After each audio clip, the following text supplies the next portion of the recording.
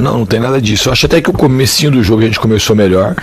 Acho que os 3, 4 primeiros minutos aí, naquele erro de saída ali que eles tiveram a chance. O jogo mudou por uns 15 minutos que eles jogaram mais o nosso erro, a gente tentando jogar e eles conseguindo levar vantagem ali na pressão, e na segunda bola eles estavam também levando vantagem. Eu acho que aí a gente fez o gol, mas um pouco antes de a gente fazer o gol a gente estava já começando a entrar no jogo. Aí depois a gente entrou no jogo e o jogo ficou melhor no primeiro tempo, e no segundo tempo a gente teve um domínio quase que total da partida, fez um segundo tempo muito bom. Boa noite, Diniz, Rodrigo Campos, parabéns não somente pela vitória, mas pelo desempenho do Vasco. E você sempre, de forma muito ética e correta, divide os méritos de uma vitória com seus jogadores, comissão técnica e até mesmo os torcedores. Mas hoje eu vou um pouquinho mais além. Qual é a sua satisfação pessoal quando você vê que muitas vezes esse esquema foi questionado, é perigoso, vai perder a bola ali atrás, e hoje a torcida gritando olé, absolutamente segura, com uma defesa muito sólida? Bom, isso aí porque a gente ganhou o jogo 2-0, né? Se entra a bola no erro do Barros ali e o Fluminense ganha de 1-0, já tá todo mundo questionando também. A gente só tem segurança de que as pessoas estão entendendo no dia que a gente perde por conta de uma falha. O futebol é um jogo de risco. O Fluminense também errou na saída do nosso gol, a gente roubou uma bola alta também, numa pressão alta. Às vezes a gente cobra para os times serem mais ousados, mas a gente só pode ser ousado se vencer a partida. Se não vencer a partida, você tem que ser conservador. Então, hoje, os elogios assim, tem muito a ver por conta do desempenho, mas por conta da vitória. Acho que teve jogo, por exemplo, contra o Ceará, a gente fez um jogo que a gente perdeu no final, a gente foi questionado porque a gente perdeu uma bola na saída. E para a gente melhorar, o jogo é o melhor treino. A gente tem que se arriscar no jogo, porque só lá no CT a gente se permitir o erro, se permitir jogar, não adianta. O Barros só vai melhorar se ele tiver condição de errar. No Fluminense, muitos jogadores, o Martinelli hoje joga absolutamente sólido na saída, porque ficou 2, 3 anos pegando bolas exprimidas e o cara vai aprendendo a jogar dessa forma. Então eu estou muito contente, eu acho que o jogo foi premiado pela vontade, pela seriedade, encarou o jogo e, sobretudo, acho que pela coragem. Diniz, boa noite, Lucas. Ele tá aí. De novo. Você mesmo. Grande encontro. Grande encontro, hein? Queria que você comentasse sobre as principais mudanças que você fez, visto de um turno para o outro, nas partidas contra o Fluminense, visando o resultado de hoje e a semifinal da Copa do Brasil que ocorrerá futuramente após o fim do Campeonato Brasileiro. Então, em relação à Copa do Brasil, eu não estou pensando absolutamente nada mesmo na Copa do Brasil. As mudanças que tiveram do primeiro jogo do primeiro turno para esse, tem muita diferença, porque aquele era o meu segundo jogo do Campeonato Brasileiro. Tinha jogado contra o Fortaleza, minha estreia, e logo no final de semana seguinte a gente jogou contra o Fluminense. Então o time é outro em termos de jogadores e em termos de condição geral também. O time hoje sabe muito mais o que tem que fazer, como marca pressão mais alta, mais média, linha baixa, se sai jogando, se faz a bola longa. Então é um time bem diferente daquele. O que tem talvez que é igual, que isso é inalterável no Vasco, é a capacidade que o time tem de trabalhar. Desde quando eu cheguei aqui, é um time que trabalha muito, incessantemente. Então é um time que tem uma margem de melhora sempre grande, porque os jogadores eles são muito dedicados aos treinamentos. Boa noite, Diniz. Eduardo Alves, da Vável Brasil. Um dos trunfos do Vasco, não só nessa partida como na sequência recente, tem sido a sólida dupla de zaga entre o Carlos Cuesta e o Robert Renan.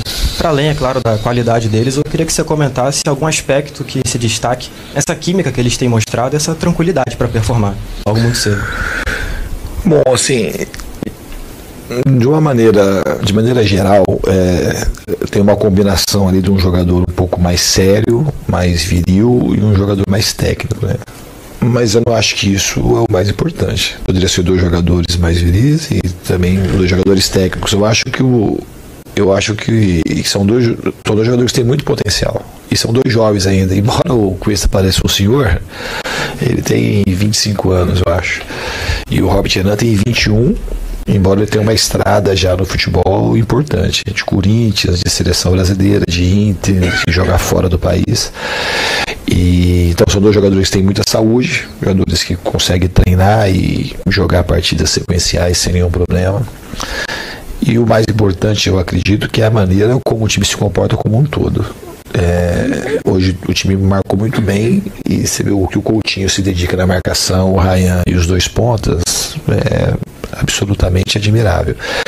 E a maneira que eu concebo o futebol, de todo mundo participar do jogo na hora que tem que defender e na hora da construção também todo mundo se apresentar. E aí, somando isso com a qualidade individual dos dois, eu acho que teve esse resultado importante aí, que é sempre bom vencer um jogo sem tomar gol de novo. Boa noite, Nis. Thiago Brandão, do Litoral News.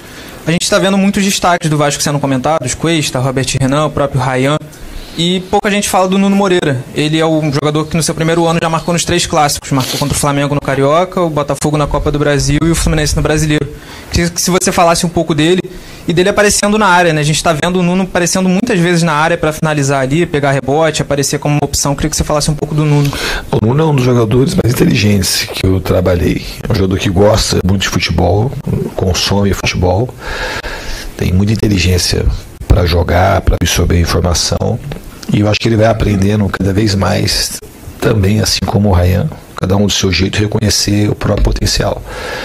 É um jogador que caiu igual uma luva no Vasco da Gama e para trabalhar comigo também tem muita facilidade. Eu fico muito feliz dele poder performar bem, fazer gols e dar muitas assistências, que ele tem muito gol e tem muita assistência para a posição que ele joga. É um jogador extremamente tático e muito solidário e que ajuda a gente em todas as fases do jogo. Grande ponto forte no jogo do Ryan? Não tem, eu acho que aí se pergunta para a pessoa errada, hein? Um ponto forte, eu acho que o Ryan, como eu disse, é um jogador muito completo. Ele tem muita coisa, muita qualidade. Eu vou repetir para vocês o que eu já falei. Ele é um jogador de 19 anos. Ele é um jogador grande, ele é um jogador rápido, ele é um jogador ágil, ele é um jogador que chuta com muita precisão de qualquer lugar, um jogador canhoto, um jogador que dribla e um jogador que sabe construir, que sabe tabelar, que sabe virar o jogo. Quando ele precisa dele vir da primeira fase de construção, ele vem. Quando precisa cair de um lado, ele cai. Do outro lado, ele cai. E hoje ele está começando a aproveitar melhor a sua impulsão. E é um jogador muito atlético, o Ryan. Ele é um jogador muito completo. Quando eu falo que precisa ter um olhar criterioso com o Ryan, é porque ele está em franca evolução e sobrando cada vez mais. Então ele é um jogador que merece a atenção da seleção brasileira, para dar um olhar bem específico para ele. É um jogador bem especial. Aqui, Diniz, Fernanda Pisotti, da Rádio Band News FM. Queria que você falasse sobre o seu momento, né? Talvez depois que você tenha saído do Fluminense, conquistado a Libertadores, talvez você esteja vivendo um momento mais tranquilo, digamos assim, né? Com essa sequência toda do Vasco da Gama. Então, eu queria que você falasse sobre isso, sobre o seu momento. Hoje você teve seu nome gritado pela torcida do Vasco. E também, se possível, sobre os próximos confrontos, que são confrontos diretos ali com clubes que estão no G8, né? E que pode, de fato, concretizar a vaga do Vasco ali no G8. Obrigada.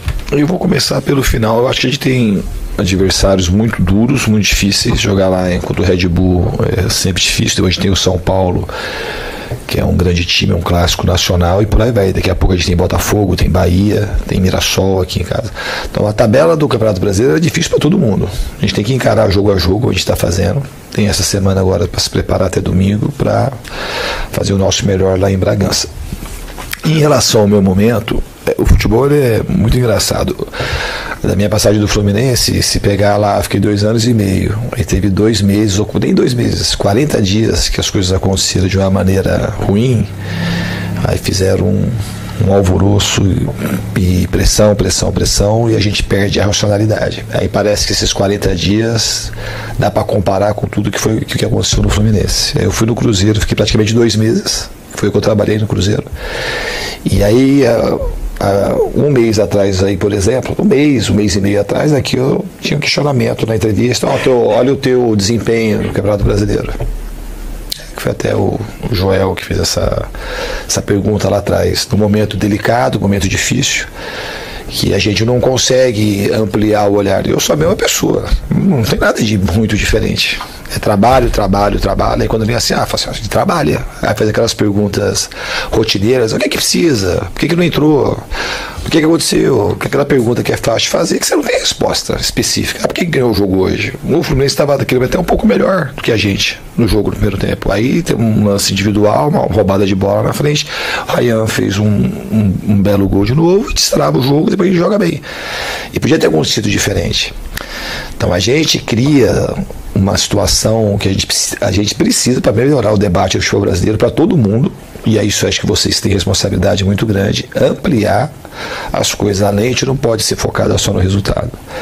Hoje eu gostaria muito não gostaria não é que eu gostaria, mas quando acontecer de ter uma derrota, porque um erro de saída, como eu comentei, que podia acontecer no lance do Barros no começo do jogo, e o jogo terminar 1-0, se as pessoas vão falar assim, mas esse é tudo errado, porque isso sempre que acontece.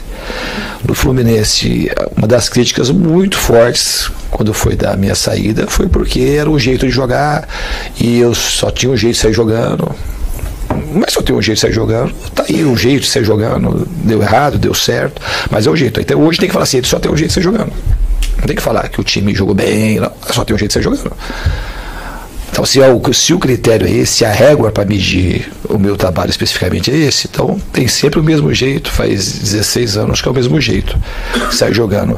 Só que a gente vai melhorando, porque assim, você trabalha, assiste vídeo e fica e se dedica a vida inteira para as coisas acontecerem de um jeito que a gente realmente é a nossa chance de vencer.